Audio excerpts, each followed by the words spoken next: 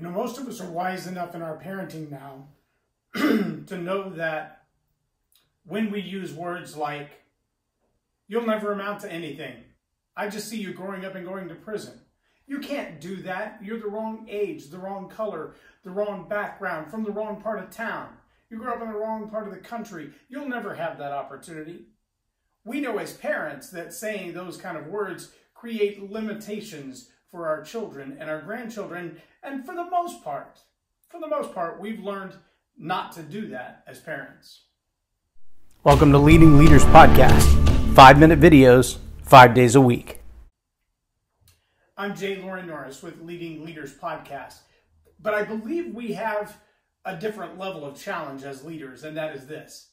Those limiting beliefs that we were kind of raised with, when parents didn't really understand that most young minds are still receiving.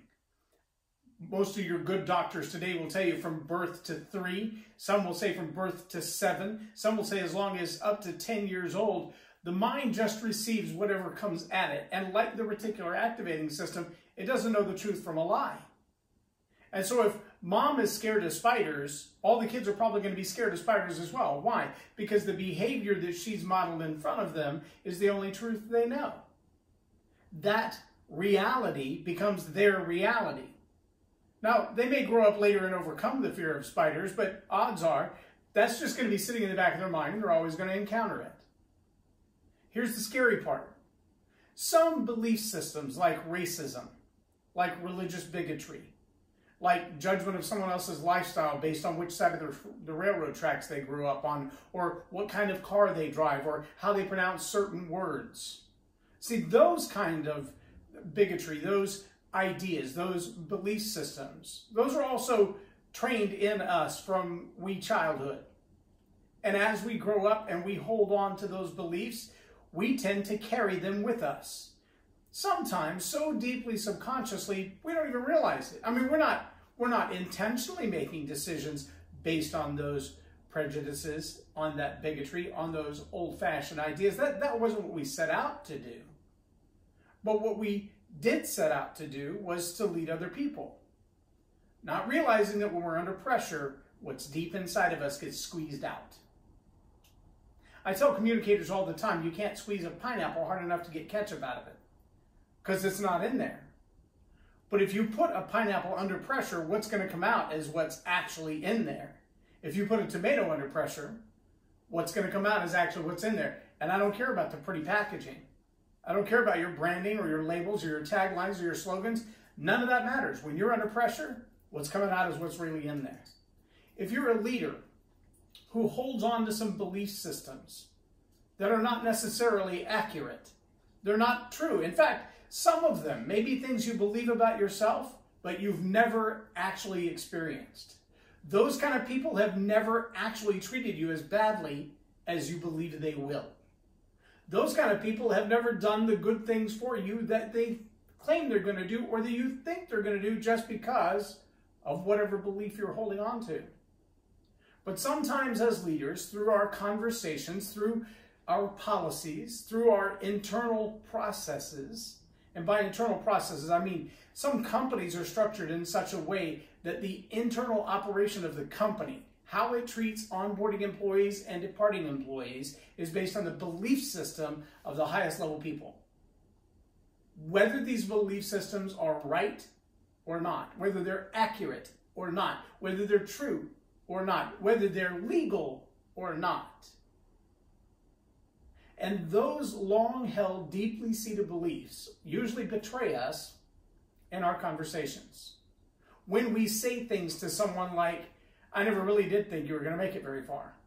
I mean, Michael Bloomberg, a presidential candidate, is currently under fire for a lot of things that he's said in the past.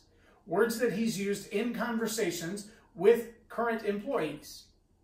And I can hear some of the things that he's saying, and I hear the deep-seated belief systems that he holds on to.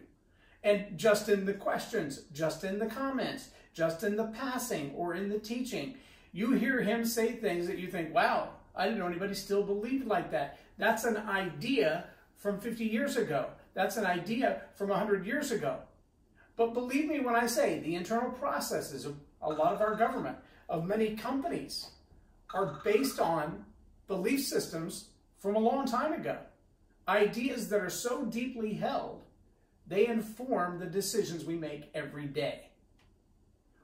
When we teach the Story Power Masterclass, a lot of what we have to address is the fact that people, when they tell their story, whether it's a story that's going to get them hired, or build them a relationship, or write their book, or become their public speech, those stories hold on to a lot of those deeply seated beliefs, and those words kind of pop up like popcorn in the middle of their story.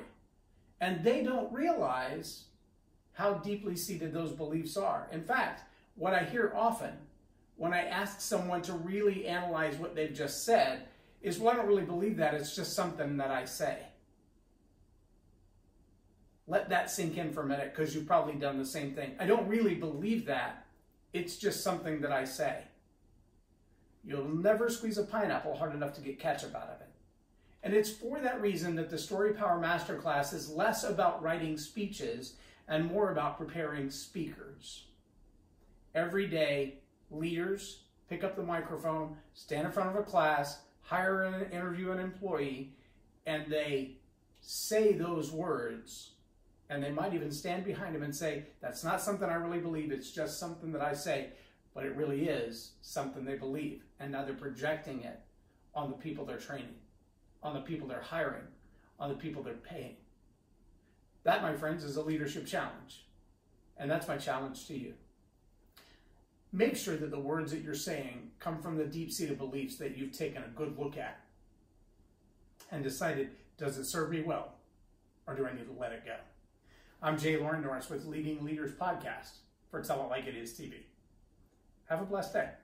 Subscribe now for our extensive video library of leadership lessons promoting faith, family, and freedom.